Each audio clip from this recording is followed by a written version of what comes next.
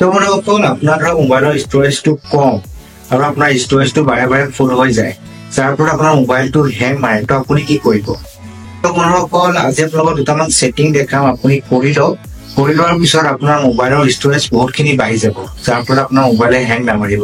সকলোখিনি দেখাই যাওঁ আপুনি কি কৰিব লাগে। তো ভিডিঅ'টো আৰম্ভ কৰিছোঁ। বন্ধুসকল প্ৰথমত যিটো ছেটিং, তাৰ কাৰণে আপোনাৰ মোবাইলত এটা এপ পাব, যিটো নাম আছে ফাইলছ। যিটো ফাইলছ এপ দেখিছে, সেইটো আপুনি ক্লিক কৰিব। মই দেখাই আছোঁ আপোনালোকক। তো ক্লিক কৰাৰ পিছতে ওপৰ ফালে দেখিব আপোনাৰ যিটো 3 লাইন দেখাই আছে, সেইটো আপুনি ক্লিক কৰিব। তো ফাৰ্ষ্টতে আপুনি ইয়াত দেখিব এটা অপশ্যন আছে ক্লিন, এই অপশ্যনটো আপুনি ক্লিক কৰিব। মানে কি হয়, আপুনি কোনোবা এপ চলায় বা আপোনাৰ যিকোনো ৱেবছাইট চলায়, আপোনাৰ কিছুমান জাংক ফাইল ইয়াত আপোনাৰ গোট খাই যায়। ইয়াত দেখিছে মোৰ এতিয়া বৰ্তমান কম আছে, কিন্তু আপুনি বহুত যেতিয়া এপ ব্যৱহাৰ কৰে ইয়াত বহুতখিনি জাংক ফাইল আপোনাৰ সোমাই যায়, আৰু যাৰ ফলত মানে আপোনাৰ ইয়াতে বহুতখিনি ষ্ট'ৰ আপোনাৰ ভৰি যায়। যিহেতু মোৰ ক্লিয়াৰ কৰা আছে, তো অলপ এতিয়া গোট খাইছে। তো আপুনি ক্লিন কিদৰে কৰিব? তাৰ কাৰণে আপুনি ইয়াত যিটো দেখিছে ক্লিন, সেইটো আপুনি ক্লিক কৰি দিব। ক্লিনটো ক্লিক কৰি আপুনি ক্লিয়াৰ কৰি দিব। ক্লিয়াৰ কৰাৰ লগে লগে আপোনাৰ যিটো জাংক ফাইল আপোনাৰ মানে ক্লিয়াৰ হৈ যাব। এইটো হ'ল প্ৰথম ছেটিং। তাৰপিছত আপুনি বেক কৰিব। বেক কৰি আপুনি ইয়াত আৰু এটা পাই যাব, মই দেখাই আছোঁ,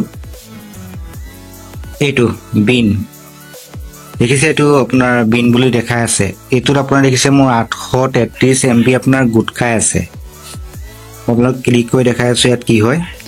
মানে আপুনি ধৰক কোনোবা এপেই হওক বা আপুনি কোনোবা ভিডিঅ' ৰেকৰ্ড কৰিছিলে বা আপোনাৰ কোনোবা ফটো আপুনি ডিলিট কৰিছিলে, মানে ভিডিঅ' ফটো যিকোনো বস্তু আপুনি যদি ডিলিট কৰিছে, ডিলিট কৰাৰ পিছতো আপোনাৰ মানে ইয়াত গোট খাই থাকে। আৰু বহুতো নাজানে যে ইয়াত মোৰ মানে ৰিষ্ট'ৰ হৈ আছে মানে বস্তুখিনি। আপুনি এবাৰ ৰিষ্ট'ৰ কৰিব পাৰে, আপোনাৰ ডিভাইচলৈ আকৌ আপুনি ৰিষ্ট'ৰ কৰিব পাৰে।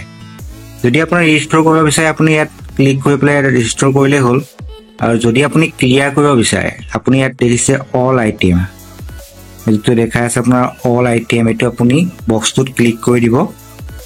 ক্লিক কৰি আপুনি ইয়াত ডিলিট যিটো পাইছে সেইটো ক্লিক কৰি দিব। ক্লিক কৰি ডিলিট কৰি দিব। এতিয়া কি হ'ব, আপোনাৰ যিবিলাক মানে আপুনি ডিলিট কৰিছিলে সেইখিনি এটা সম্পূৰ্ণভাৱে ডিলিট হৈ যাব। এইটো ছেকেণ্ড ছেটিং, এইটো কৰি ল'ব। বহুতো নাজানে, তো আপুনি কৰি ল'ব।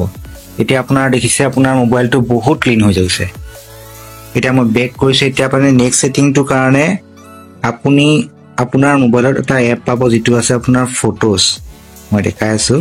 তো আপুনি এটা এপ পাই যাব আপোনাৰ ফটোজ, এইটো আপুনি ক্লিক কৰিব।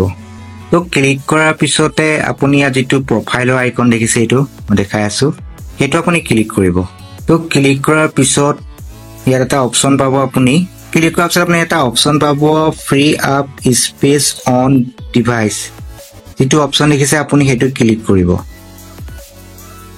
বৰ্তমান মোৰ ইয়াত ষ্ট'ৰ নাই, মই ডিলিট কৰিলোঁ, কিন্তু আপোনাৰ ইয়াত বহুতখিনি ইয়াত ষ্ট'ৰ আহি যাব। মানে আপোনাৰ কিছুমান ফটো বা আপুনি ভিডিঅ' কটাৰ পিছতো আপোনাৰ ফটো এপছত মানে সোমাই থাকে, আৰু যাৰ ফলত আপুনি ইয়াত ষ্ট'ৰেজ ভৰি যায়। যিহেতুকে মোৰ ক্লিন কৰা আছে, ইয়াত নাইকিয়া। তো আপুনি এইখিনি ক্লিয়াৰ কৰি দিব।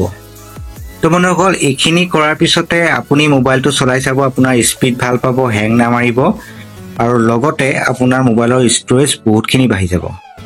তো বন্ধুসকল, আজিলৈ ভিডিঅ'টো ইমানেই আছিলে। তো আপুনি ছেটিংখিনি কৰি চাব। তো ভিডিঅ' চাই কেনে পালে মোক কমেণ্ট কৰি জনাব। লগতে যদি চেনেলটো নতুন চালে ছাবস্ক্ৰাইব কৰি যাব। এনেকুৱা ধৰণৰ ভিডিঅ' সদায় পাই থাকিব। তো আজিলৈ বাই বাই।